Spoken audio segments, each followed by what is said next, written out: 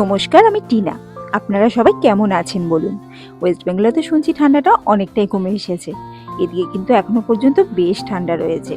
তার সাথে রোদটাও তেমন উঠছে না, আবার হাওয়াও দিচ্ছে কদিন ধরে। পালকের জন্য যে সমস্ত খাবারগুলো বানিয়ে রাখি সে সমস্ত সবটাই প্রায় শেষ। একটা দিন একটু কষ্ট করে বানিয়ে রাখতে পারলেই সারাটা সপ্তাহ কিন্তু নিশ্চিন্তে থাকতে পারি। দেখা যাক আজ সময় করে উঠতে পারি নাকি। দীপালিও এসে কাজ করে চলে গেছে। নিজের জন্য এক কাপ কফি বানিয়ে নিয়ে পরে বসেছি পালকের পাশে। কফি খাওয়া হলে পালকের খিচুড়িটাও রেডি করে নেব।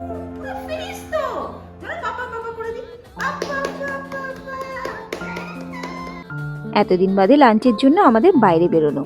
ও বাবা, বাইরে বেরিয়ে দেখি আশেপাশে একটাও ননভেজ রেস্টুরেন্ট খোলা নেই। তারপর সবশেষে এই ভেজ রেস্টুরেন্টটাতে আসা। পালকের জন্য সবকিছুই নতুন। ও কিন্তু সমস্তটাই বেশ এনজয় করেছে। কান্নাকাটি করে বিরক্ত করা তেমনটা দেখিনি।